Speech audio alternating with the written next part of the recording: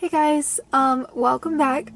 I finally had the time to film another long video, and no one tells you how nerve-wracking it is to film in your car in like a parking lot where there are people around. But I'm so scared that someone is gonna walk out and see me because I'm camera shy anyways. And when people look at me, if people start, I'm gonna freak out. Anyways, I wanted to give you guys some tips on how to start reading more or get back into reading. I've been a reader my entire life, but I fell out of it when I was in middle school, and then I didn't get back into it until quarantine hit. I know that now that the world is mostly back to normal, most people don't have that much free time on their hands to kind of incorporate a new habit. So I wanted to introduce you to some ways to keep that habit alive or start it new when you're super busy and maybe even uninterested in trying to read. So the number one tip that I have for you is to start timers. It can be 30 minutes, it can be 15 minutes, it can be an hour, 2 hours, however long you need to set the timer for. Set a timer on your phone, and then you'll just silence your phone. Put your phone aside from you after you start the timer, out of sight, out of mind, and just read. The only thing that you're focused on is the book that you have in your hand. It is so helpful. I use timers for a lot of things besides reading, but I find it's especially helpful with reading, especially if I'm reading, say, a book that's moving a little bit slower or a book for school. It helps a lot.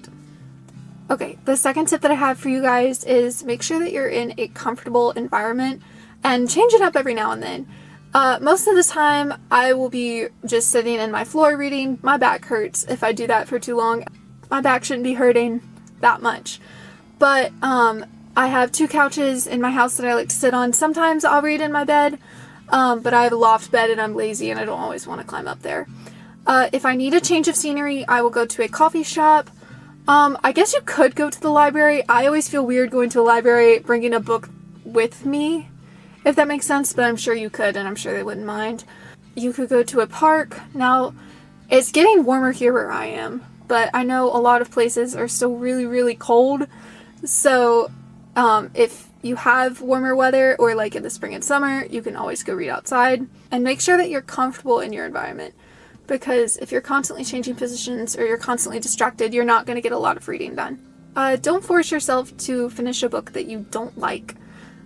If you're struggling to finish a book, then just put it down, take a break from it, maybe start another book.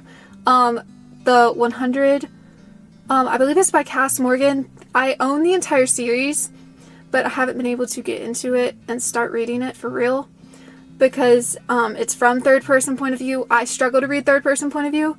I'm just struggling to get into it, so I've put it aside. I'll come back to it later when I feel like I can, and right now it's been almost 6 months and I haven't gone back to it. So, yeah, definitely don't force yourself to finish a book. If you're not enjoying it, go pick up something that you can read, that you know you can read in, say, a week.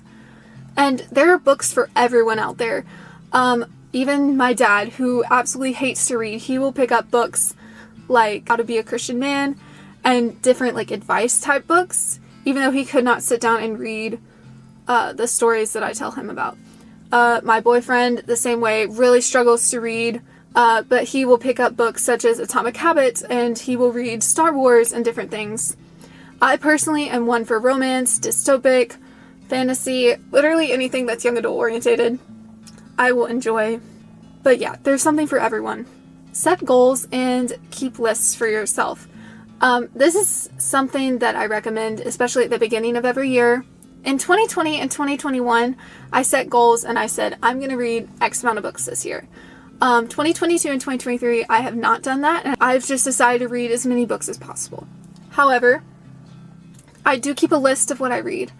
I have done that throughout the years since 2020. I've done it to where I keep a list of exactly what books I've read, and then last year I started adding dates for when I finished the book so that I could see how long each book was taking me approximately.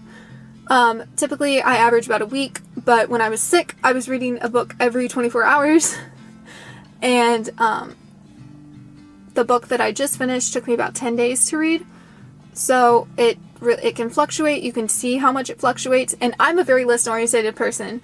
So if I can check something off, if I can write something down, if I can have a whole paper full of books that I've read this year, it makes me feel extremely accomplished.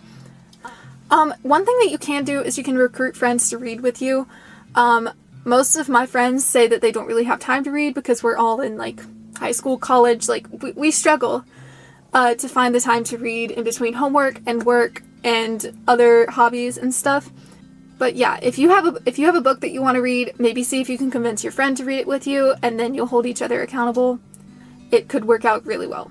One thing that helps me is I listen to music when I'm reading, but you have to find the right kind of music. I can listen to pretty much anything when I'm reading. Most of the time I will listen to acoustic. Spotify has several curated coffee house or like coffee and chill, morning coffee curated playlists that I really enjoy listening to while I'm reading. I've created my own reading playlist based off of the aesthetic that I want when I'm reading this certain book. My boyfriend has got me into listening to video game music. If you prefer the instrumental type stuff, I would recommend video game music. Classical music is really good. It helps you focus.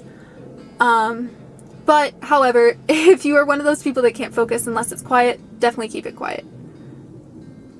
Listening to music just helps me. The last thing that I want to mention is figure out if paper copies, audiobooks, or electronic, like Kindle reading, helps you the most. I am one of those people that I cannot finish a book unless I'm holding the physical copy in my hand. However, I have read audiobooks and Kindle book, like ebooks in the past, and it's not for me. I don't enjoy it. I have to be able to flip the pages, figure out what works best. Everyone's different. And if you don't like physically flipping the book, maybe see if you can pick up a Kindle or listen to an audiobook while you're walking or something. It may help you a lot, and it'll help you get back into the swing of reading or start a new habit. Anyways, I'm pretty sure that's all the tips that I have for you guys today. I want to start making more long videos. Again, I don't really have time to film them very much, nor do I have ideas, but if you guys have any ideas, let me know. I would like to do a video on dating advice, and I would also like to do more writing content and kind of introduce you to the book that I'm writing. So if you guys are interested in that, again, let me know. And yeah, that's all for now, and I will see you guys later. Bye!